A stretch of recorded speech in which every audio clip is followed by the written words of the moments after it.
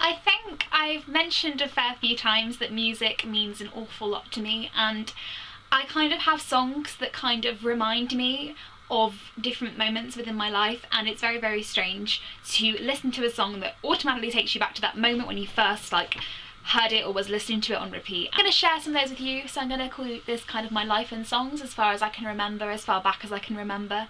So let's get going, shall we? In 2008 I started secondary school, and I don't really want to go into too much detail, but 2008 was a very, very difficult year for me in terms of things just changing a lot.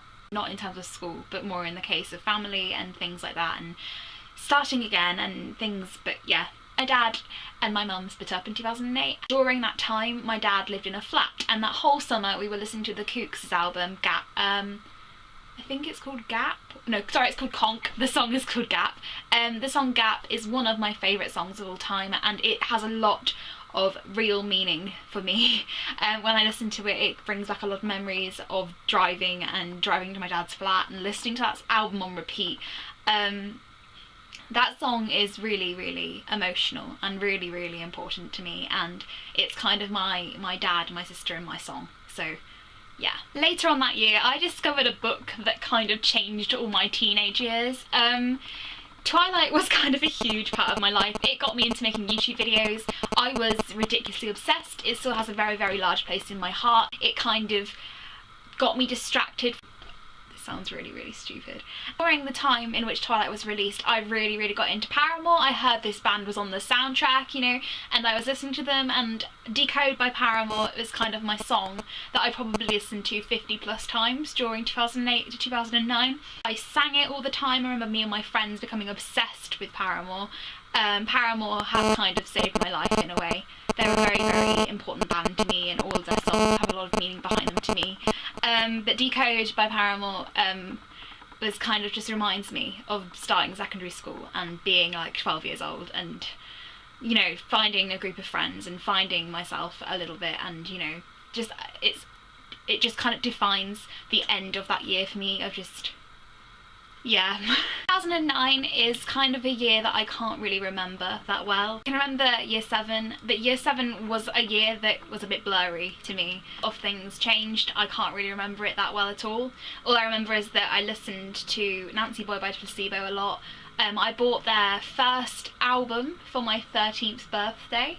I bought their first album for my 13th birthday. For those that don't know Placebo, they just mean a real big amount to me. Nancy Boy was kind of my go-to kind of happy song. I kind of went through kind of an emo phase during my young teenage years. I've always been into like heavy metal music anyway. Like Placebo weren't exactly heavy metal, but they were kind of alternative, and as well as that, when we talk heavy metal, Evanescence I also really got into. Amy Lee's voice still is very beautiful. I bought their most recent album when it first came out, like literally in 2011, and they are very just beautiful, and the lyrics are gorgeous, and their first album just really, really reminds me of being like 12 years old, and just really being into that. Me and my friends were obsessed with Evanescence, and just listening to them now, it just kind of reminds me of that year that I can't really remember. That year I got their second album for Christmas as well, so I kind of really got into music in year 7. Like, I was into music anyway. Like, my dad listened to loads of stuff, and I was hugely into music anyway, but that year I kind of found the music that has kind of stayed with me now. So yeah. Kind of weird how much music reminds me of a certain year. I don't know, it's weird. 2010 was, again, a really strange year for me. All I can think of when I think of 2010 is Guides, and that summer going very fast, and year 9 I started my GCSEs of the September 2010. Things changed in 2010, a lot of things. One band that I think of when I think of 2010 is Uni at 6, and their album Hold Me Down I bought in 2010, and it just reminds me of that year overall, I think. As well as that, I listened to a lot of the Pretty Reckless at the end of 2010, if I remember rightly. Look at my CD collection. I don't think what I bought in 2010. When I think of 2010, it's all a bit like, those years of my teenage years is kind of just a blur, and I don't know. I listened to Stay With Me by Uni at 6 a lot, as well as Liquid Confidence.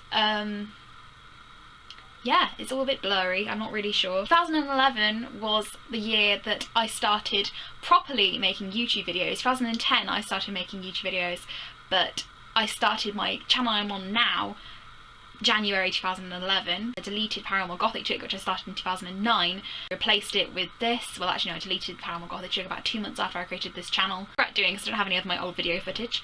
But Imogen Heap was a very big part of 2011. I really got into her and Fro and The Walk, which I have a stop motion video on my channel of that song I made. It just reminds me of that year.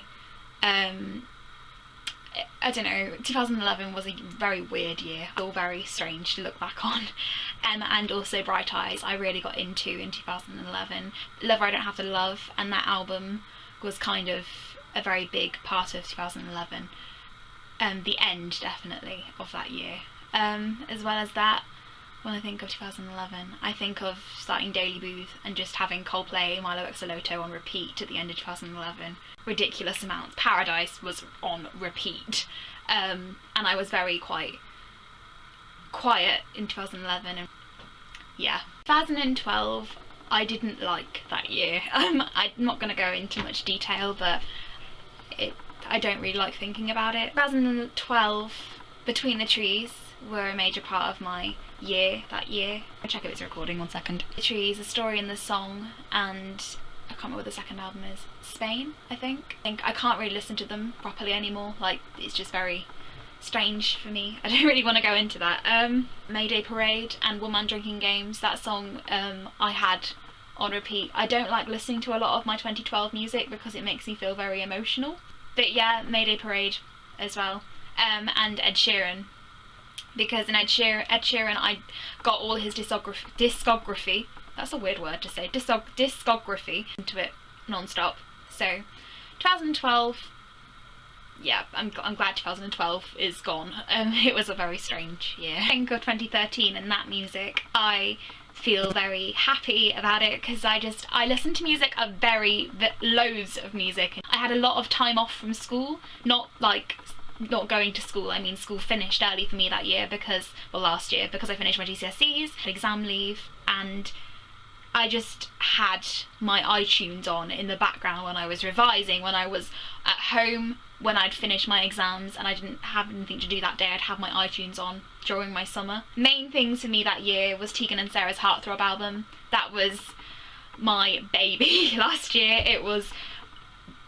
I listened to it so much, it was ridiculous. Like, I listened to it on repeat all the time. When Closer came out, I think I heard it properly in January, like a year ago, even probably more than that, and I've listened to it, when I look at my Last.fm, I listened to it over 80 times. Yeah, and Sarah, I also saw them that year, and that was a very emotional, beautiful night for me. Like, when you see an artist that you love and admire so much in person, physically, like within eye view, it's ridiculous. Like, I love them so much. I can't even put into words how much Tegan and Sarah mean to me. To see them in person and hear some of my favourite songs being played, I felt very emotional. I'm surprised I didn't cry, to be honest with you. Chipmunky's album AM I listened to on repeat as well.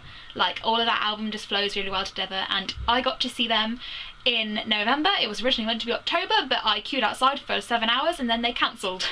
And I cried. Yeah, but they scheduled and I saw them on the 21st of November and it was a ridiculously crazy night.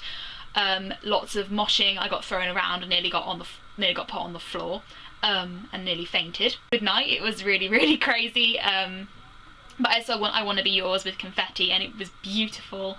And yeah, for the moment I'm not really sure what I'm listening to.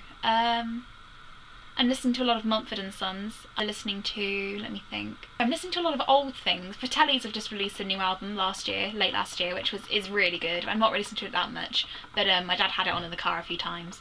I'm listening to a lot of my older stuff as well. So, like, The Kooks a lot recently. Tegan and Sarah, as always, has been on shuffle. So, yeah, I always love hearing about new artists as well. Haim Haim last year was a huge thing for me as well. Haim are awesome. I got that album for my birthday.